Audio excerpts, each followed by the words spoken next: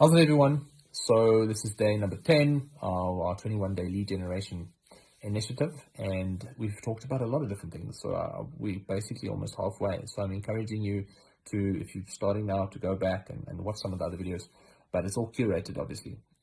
So yesterday we talked about, what to actually do with this attention that you've now garnered, right? The worst thing that you can do is just say thanks. So we talked about redirecting people to a fresh new landing page where you further educate them, or if you want to be bold, you can just position an offer and see what happens. But usually people need a bit more insight and specific education around the solution, the pain point, and whatnot. So we also need to understand that a lot of people are not going to give this page a lot of attention just because of the fact that, we have a 45% conversion rate on this page, which is massive. But a lot of times, if you don't have information contextual to, that's in connection with the reason they actually downloaded the ebook, then people are just going to drop off. So important to ensure that your information is contextual on that second landing page, and that it's closely connected to the reason they downloaded the ebook. That's one.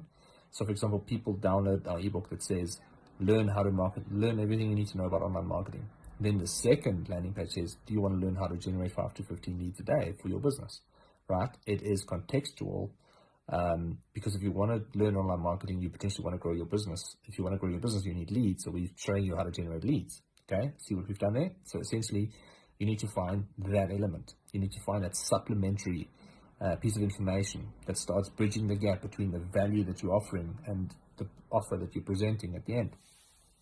Okay, but a lot of people are probably not going to give this landing page the attention it deserves, even though it's got a ton of value, just because they're impatient. They only wanted the ebook.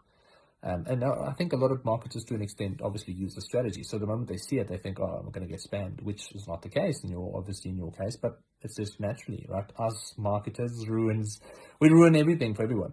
So marketers usually ruin everything for everybody.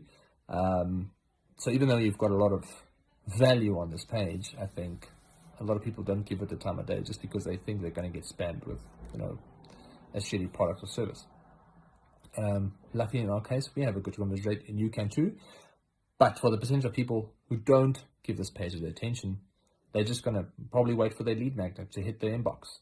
But now they're probably just going to flag it and wait for a good time to read it, which will probably be never, unless they're really, really interested in what you have to say. And if the pain point is obviously severe enough, they will end up reading it.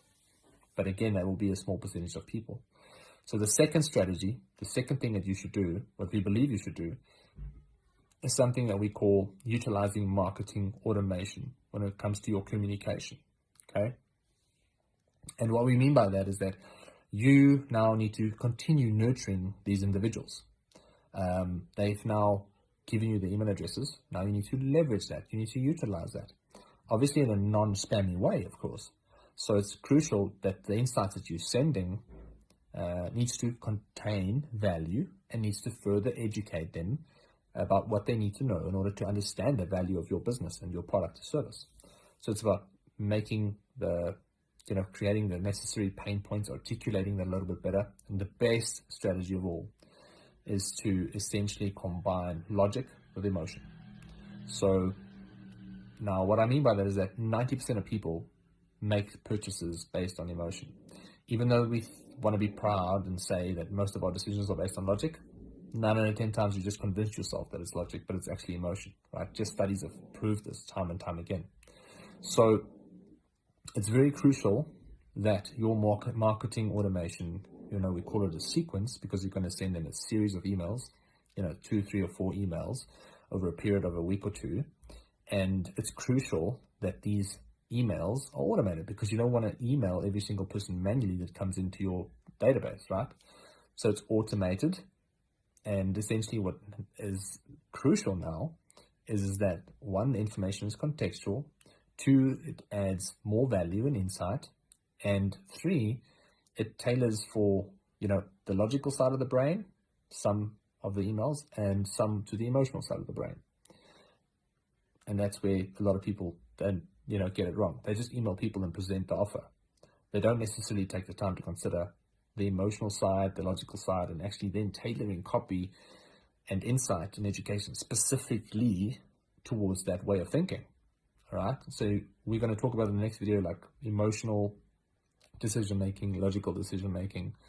But your marketing automation should always, the first email should be like, thank you for downloading the ebook.